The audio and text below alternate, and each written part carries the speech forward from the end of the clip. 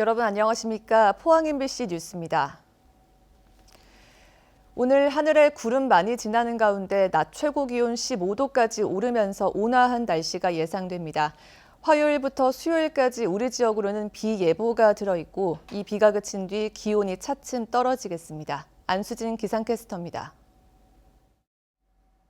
겨울 같지 않은 온화한 날씨가 이어지고 있습니다. 오늘도 경북 동해안의 낮 최고 기온 15도까지 오르겠고요. 울릉도와 독도의 한낮 기온도 12도로 큰 추위 없겠습니다. 이 온화한 날씨는 내일부터 모레까지 비가 내리고 그친 뒤 북서쪽에서 찬 공기가 내려오면서 기온이 차츰 떨어지겠습니다. 비가 오기 전까지 경북 동해안으로는 대기가 무척 건조합니다. 불씨 관리에 각별한 주의가 필요하겠습니다. 자세한 지역별 날씨 알아보겠습니다. 오늘 공기가 깨끗하겠고요. 하늘에 구름 많이 지나겠습니다. 낮 최고 기온 울진과 경주가 14도, 영덕과 포항이 15도입니다. 울릉도와 독도의 하늘 표정 흐리겠습니다. 낮 기온 울릉도와 독도 12도입니다. 동해상으로도 하늘에 구름이 많이 낀 가운데 바다의 물결, 동해 중부 해상에서 최고 2m, 동해 남부 해상에서 최고 1.5m까지 일겠습니다.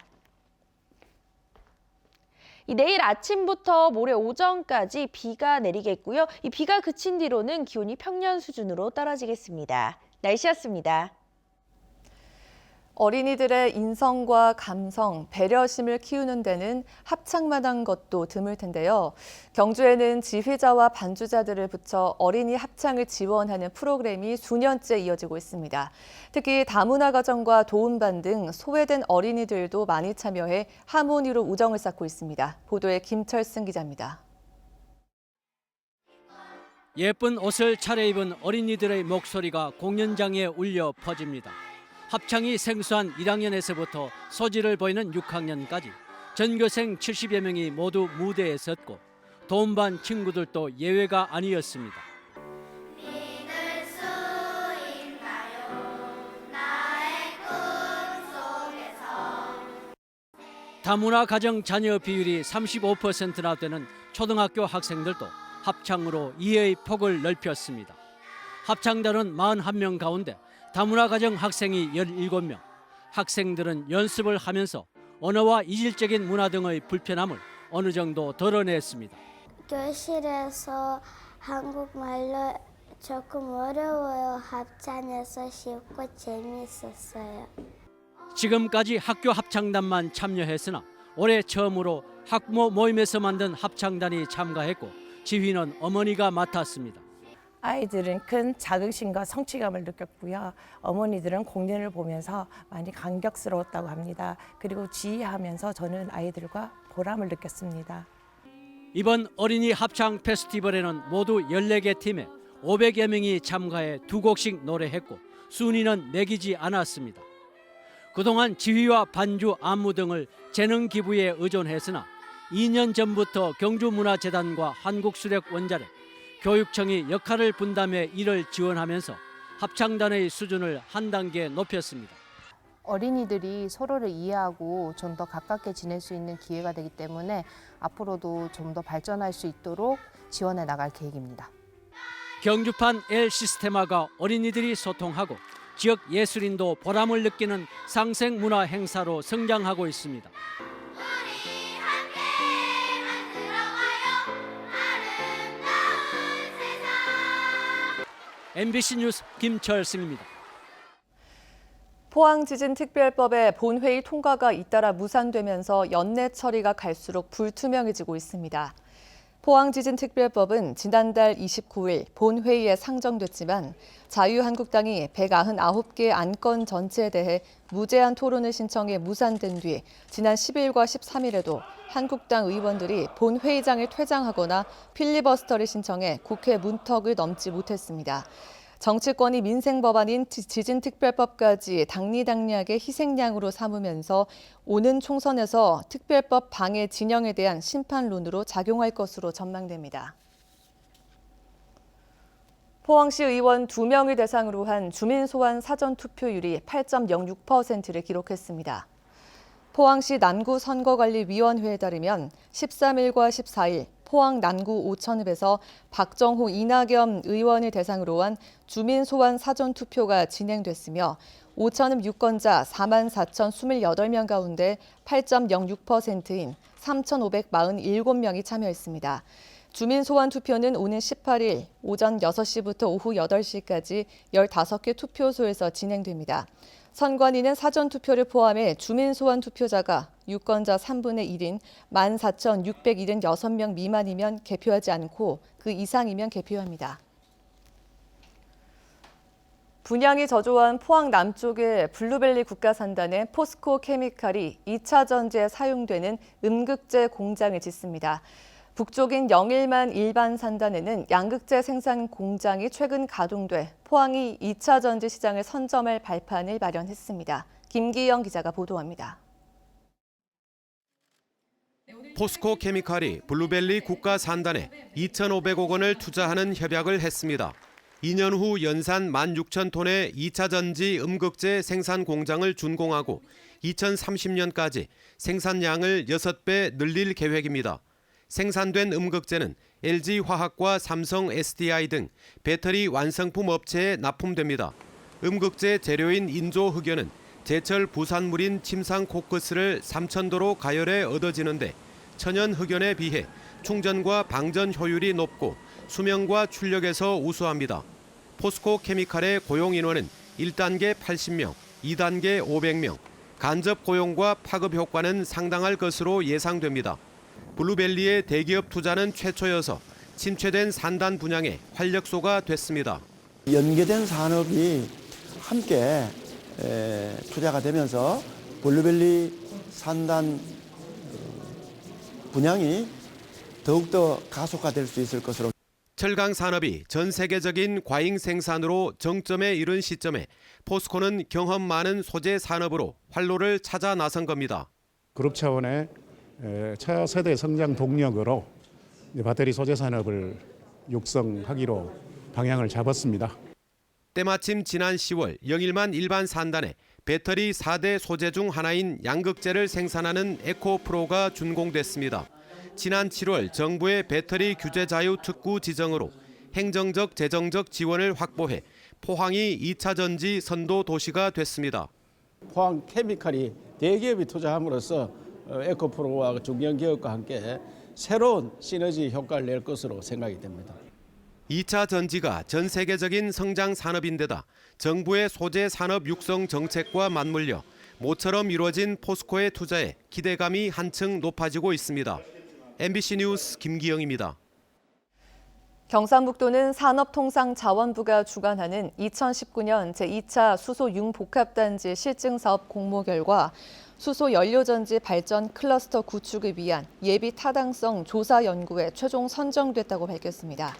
기존 연료전지 테스트베드 장비를 활용한 발전용 연료전지 인증센터 구축 사업과 연료전지 전용 산업단지를 활용한 기업 집적지 조성 계획 등에서 우수한 평가를 받았습니다. 도는 포항시 영일만 산단 등에 2021년부터 2025년까지 2,427억 원을 투입해 수소 연료전지 제품 국산화 실증단지 및 산업화 단지가 조성되면 2조 원의 매출과 4,000명의 고용 창출 효과가 기대된다며 경북 동해안이 세계적인 수소 연료전지 산업 메카가 될 것으로 기대하고 있습니다. 포항과 안동, 김천의료원이 보건복지부에서 실시한 2019년 지역 공공병원 운영평가에서 2년 연속 A 등급을 받았습니다. 이번 평가는 전국 40개 지역 공공병원을 대상으로 실시했고 경북의 3개 의료원은 모두 80점 이상으로 다른 시도 9개 병원과 함께 A 등급을 받았습니다. 경북도 내 3개 의료원은 찾아가는 행복병원과 산부인과 운영, 금연지원센터와 장애인 건강검진, 취약계층 의료 안전망 구축 등의 다양한 사업이 좋은 평가를 받았습니다. 스쿨존에서 아이들을 보호하기 위해 만든 민식이법이 국회를 통과하면서 어린이 보호구역에 대한 사회적 관심도 높아졌습니다. 하지만 도내 어린이 보호구역은 여전히 안전과 거리가 멀어 보이는데요. 최부규 기자가 보도합니다.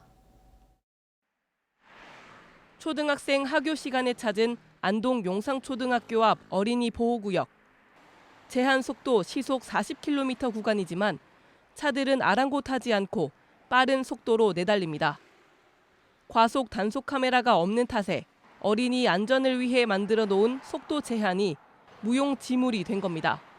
도내 1,200여 개의 어린이 보호구역 가운데 과속과 주정차 등 단속 카메라가 설치된 곳은 단 32곳. 전국 최하위 수준입니다. 보완책으로 경북지방경찰청은 등하교 시간에 맞춰 어린이 보호구역에서 교통법규 위반 행위를 집중해 단속하고 있습니다. 신호 위반하는 차량, 적색불에 진행하는 차량들 단속하고 있습니다. 최근에는 이달 들어서면서 더 강화해서 하고 있습니다. 어린이 보호구역 내 과속 방지턱도 제각각입니다. 안동 서부초등학교와 앞 스쿨존입니다. 과속 방지턱이 있지만 높낮이가 높지 않고 사실상 페인트 칠만 돼 있다고 봐도 무방할 정도여서 차량의 속도를 늦추는 데에는 큰 도움이 되지 않습니다. 과속 방지턱의 높이가 지자체 판단에 달려 있어 같은 어린이 보호구역이라도 지점에 따라 천차만별인 겁니다. 경북교육청의 어린이 보호구역 실태 점검에서도 513개 지점에 과속 방지턱과 신호등 같은 안전시설 개선이 필요하다는 의견이 나왔습니다. 그 사이 올해 도내에서는 21명의 어린이가 어린이 보호구역에서 교통사고로 숨지거나 다쳤습니다. 어린이 보호구역의 안전시설 설치를 의무화하고 운전자의 부주의에 따른 처벌을 강화한 민식이법 통과 소식이 반가우면서도 그간 우리들은 무얼 했나 되물을 수밖에 없습니다. MBC 뉴스 최복입니다. 울진 등 전국 3곳의 해양치유센터 건립을 위한 내년도 실시 설계비 예산 30억 원이 국회를 통과해 사업이 본격적으로 추진됩니다. 울진 해양치유센터는 평해읍 월송정 주변 4만 2천여 제곱미터에 380억 원이 투입돼 해수와 건강을 접목한 치료와 휴양, 체험시설 등으로 조성될 예정입니다. 울진군은 태풍 미탁 피해 이후 국내 모든 가구에 11월분 상하수도 요금을 50% 감면한 데 이어 주택 파손과 침수 피해를 입은 820여 가구에 12월분 요금도 감면해 주기로 했습니다. 또 내년부터 수도요금 감면 대상을 기초생활수급자와 학교 외에도 3명 이상 다자녀 가구와 유치원까지 확대하고 옥내 누수로 인한 요금 감면 신청 기간을 1개월 이내에서 3개월까지 늘리기로 했습니다. 산업 현장에서 안전 규제를 대폭 강화한 이른바 김용균법이 시행된 지도 1년이 됐지만 대구 경북은 산업재해가 오히려 늘었습니다. 이틀에 1명꼴로 산업재해로 숨졌는데 어떻게 하면 줄일 수 있을까요? 도건엽 기자가 취재했습니다. 지난 9월 경북 영덕의 오징어 젓갈 가공업체에서 이주 노동자 4명이 유독가스에 질식해 숨졌습니다.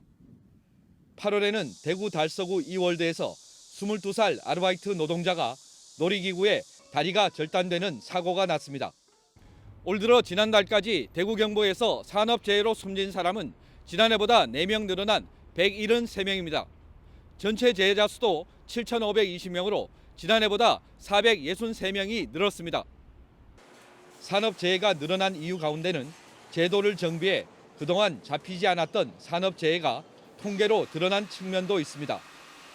하지만 원청업체가 위험한 업무를 외주화하면서 안전사각지대가 늘어난 점, 제조업 경기 불황으로 노동자 생명과 안전에 돈을 쓰는 것을 비용으로 여기는 분위기가 여전한 탓도 큽니다.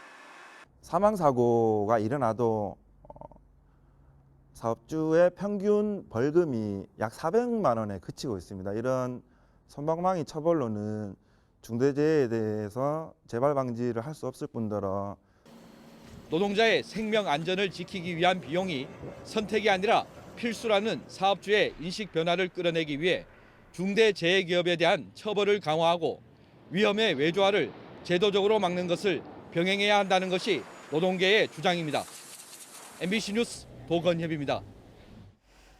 우수 관광기념품을 발굴하기 위한 제22회 경주시 관광기념품 공모전에서 박혜곤 씨의 작품 경주가 있는 작은 꽃병이 대상에 선정됐습니다. 또 금상은 신동영 씨의 품은 경주, 은상은 김소연 씨의 경주 마그넷 SET가 선정되는 등 전체 응모작 99점 가운데 모두 11개 작품이 입상작으로 뽑혔습니다. 경주시는 50만 원에서 500만 원까지 시상하고 시가 직영하는 기념품 판매점에 입점하도록 하는 등 판로 확대를 지원하기로 했습니다. 올 한 해 동안 심정지가 발생한 환자 5명 이상을 소생시킨 구급대원 7명이 경북의 하트세이버 왕으로 선발됐습니다.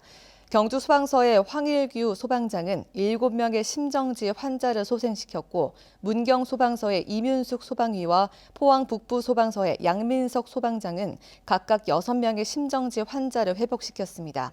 경상북도는 지난해부터 5명 이상의 심정지 환자를 살린 소방대원을 하트세이버 왕으로 선발하고 도시자 표창을 수여하고 있습니다.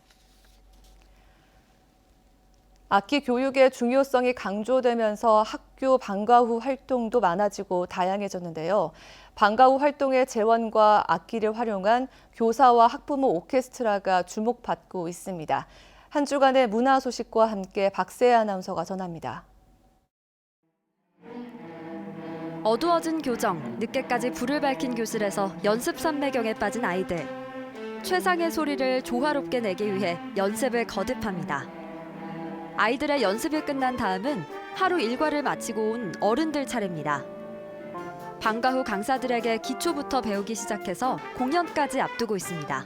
중간에 포기하고 싶을 때가 너무 많았는데 아이들이 포기할까 봐 포기하지 않고 힘들지만 시작을 했는데 이게 하면 할수록 참 매력적이고 재밌는 것 같아요. 금장초등학교는 2012년 교육부 선정 학생 오케스트라 운영학교로 지정됐습니다. 90여 명의 학생 오케스트라를 운영하면서 10여 명의 전문 강사가 활동하고 있고 학교에서 구입한 악기를 함께 쓸 수 있다는 데서 교사 학부모 오케스트라가 출발했습니다. 학부모님들도 학교 행사에 대한 이해도가 좀 많이 높아지고 선생님들 간에도 이 이제 매개체를 통해 가지고 또 좀 더 많은 도움을 주고받으면서 좀 뭐랄까 끈끈한 오케스트라뿐 아니라 합창단도 활발히 활동 중인 금장초등학교의 음악회는 18일 경주 예술의 전당에서 만날 수 있습니다. 이어서 이번 주 공연과 전시 일정입니다.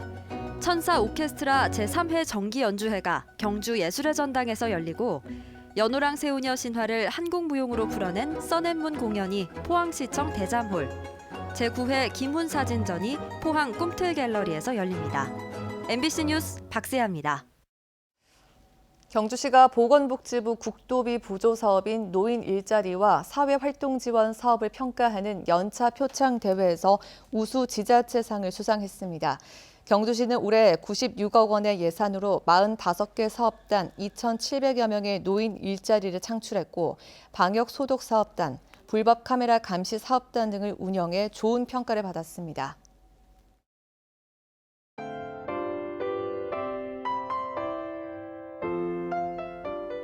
겨울 같지 않은 온화한 날씨가 이어지고 있습니다. 오늘도 경북 동해안의 낮 최고 기온 15도까지 오르겠고요. 울릉도와 독도의 한낮 기온도 12도로 큰 추위 없겠습니다. 이 온화한 날씨는 내일부터 모레까지 비가 내리고 그친 뒤 북서쪽에서 찬 공기가 내려오면서 기온이 차츰 떨어지겠습니다. 비가 오기 전까지 경북 동해안으로는 대기가 무척 건조합니다. 불씨 관리에 각별한 주의가 필요하겠습니다. 자세한 지역별 날씨 알아보겠습니다. 오늘 공기가 깨끗하겠고요. 하늘에 구름 많이 지나겠습니다. 낮 최고 기온 울진과 경주가 14도, 영덕과 포항이 15도입니다. 울릉도와 독도의 하늘 표정 흐리겠습니다. 낮 기온 울릉도와 독도 12도입니다. 동해상으로도 하늘에 구름이 많이 낀 가운데 바다의 물결, 동해 중부 해상에서 최고 2m, 동해 남부 해상에서 최고 1.5m까지 일겠습니다. 내일 아침부터 모레 오전까지 비가 내리겠고요. 이 비가 그친 뒤로는 기온이 평년 수준으로 떨어지겠습니다. 날씨였습니다. 이상으로 포항 MBC 뉴스를 마칩니다. 여러분 고맙습니다.